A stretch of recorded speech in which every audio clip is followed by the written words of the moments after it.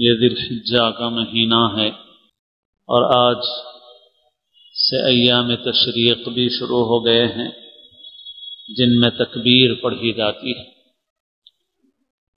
آج فجر کی نماز سے آغاز ہوا ہے، 13 تاریخ کی عصر تک ہر نماز کے بعد ایک مرتبہ تکبیر تشریق کہنا واجب ہے۔ تو تکبیر تشریق کے کلمات یہ ہیں: اللہ اکبر اللہ اکبر، لا الہ الا اللہ واللہ اکبر اللہ اکبر وللہ الحمد۔ ان کلمات کو ہر فرض نماز کے بعد ایک مرتبہ پڑھنا ان دنوں میں واجب ہے، اور یہ سنت مردوں کے لیے بھی ہے، عورتوں کے لیے بھی ہے، اکیلا نماز پڑھنے والے کے لیے بھی ہے۔ اس لیے تکبیر کا اہتمام کریں، اور یہ تکبیر بلند آواز سے کہنا ہے۔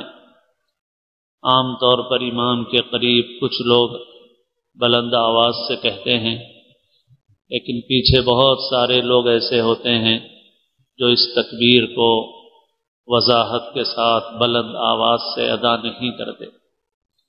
جہاں شریعت نے بلند آواز سے کہنے کا حکم دیا ہے وہاں پر جہر کا اہتمام کرنا چاہیے۔ روایات سے معلوم ہوتا ہے کہ تکبیر ایسی بلند آواز سے کہی جائے کہ مسجد گونجنے لگے۔ اس لیے سبھی نماز با جماعت میں جب شریک ہوں تو سبھی مصلی اہتمام کریں۔ بالعموم امام کے قریب یا درمیان میں بھی کچھ لوگ ہوتے ہیں جو پوری طرح سے اہتمام کرتے ہیں، اور بہت سے لوگ ایسے ہوتے ہیں جو پوری طرح آواز نہیں نکالتے، چپکے چپکے سے پڑھ لیتے ہیں۔ چپکے چپکے نہیں، بلند آواز سے پڑھیے۔ اسی طرح سے بعض لوگ کلمات کو صحیح سمجھے ہوئے نہیں ہوتے، حالانکہ یہ کلمات ایسے نہیں ہیں کہ ان کو سمجھنا، یاد کرنا ایک عام آدمی کے لیے کچھ مشکل ہو۔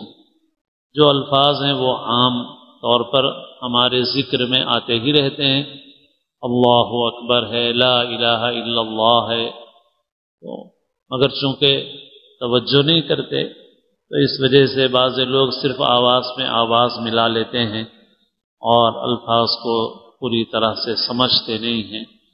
تھوڑی سی توجہ سے سمجھنا آسان ہے، باضابطہ سیکھنے کی بھی ضرورت نہیں ہے۔ صحیح پڑھنے والے کی طرف ذرا کان لگا کے سن لو تو کلمات یاد ہو جائیں گے۔ تو اس لیے تکبیر تشریق کا اہتمام کریں۔ عورتیں بھی گھروں میں نماز کے بعد اس کا اہتمام کریں، یہ عورتوں کے لیے بھی واجب ہے۔ عورتوں کو مسجد میں تو یہ ہوتا ہے کہ بھئی امام بھی اگر بھول جائے تو کوئی کسی بھی مقتدی کو یاد آئے گا، وہ پڑھنا شروع کرے گا تو سبھی پڑھنے لگیں گے۔ عورتوں کے لیے یہ صورت نہیں ہوتی، تو ان کے لیے ایک ترکیب یہ بتائی گئی ہے کہ جہاں وہ نماز پڑھتی ہیں وہاں پر کسی تختی پر لکھ کر کے تکبیر تشریق سامنے لگا لی جائے، تو ہر نماز کے بعد یاد آ جائے گا کہ اس تکبیر کو پڑھنا ہے۔ یہ 9 تاریخ کی فجر سے 13 تاریخ کی عصر تک اس تکبیر کا نماز کے بعد، فرض نمازوں کے بعد ایک مرتبہ پڑھنا واجب ہے۔ باقی اس تکبیر کا ان دنوں میں بلکہ ذی الحجہ کے آغاز ہی سے، یکم ذی الحجہ ہی سے ان تکبیروں کا اہتمام کرنا چاہیے۔ یہ روایات احادیث سے معلوم ہوتی ہے یہ بات کہ اس کا اہتمام اسی وقت سے کرنا چاہیے۔ بعض صحابہ کرام کا عمل یہ رہا ہے کہ وہ ذی الحجہ کے شروع ہی سے ان تکبیروں کو کثرت کے ساتھ پڑھتے تھے۔ بازار میں جاتے تھے تو وہاں بھی زور زور سے پڑھتے تھے، پھر ان کو دیکھ کر اور لوگ بھی زور سے پڑھنے لگتے تھے، تو مسلمانوں کے گلی کوچوں میں، بازاروں میں بھی ذی الحجہ کے ان دنوں میں، یعنی گویا پہلی ذی الحجہ سے سمجھیے کہ 13 ذی الحجہ تک ان دنوں میں اہتمام ہوتا تھا ان تکبیرات کا۔ اب ہمارے پاس یہ سنت گویا متروک ہو گئی ہے، چھوٹ گئی ہے بالکل، اور ہم اس سے واقف بھی نہیں ہے بسا اوقات کہ یہ سنت ہے۔ تو یہ سنت بھی زندہ کرنے کی ضرورت ہے کہ شروع ذی الحجہ ہی سے مختلف اوقات میں چلتے پھرتے، اٹھتے بیٹھتے اور کبھی کبھی جہاں لوگ ہوں تو وہاں زور سے بھی اس تکبیر تشریق کو پڑھا جائے، یعنی گویا ان دنوں میں کثرت کے ساتھ اس کا اہتمام کیا جائے۔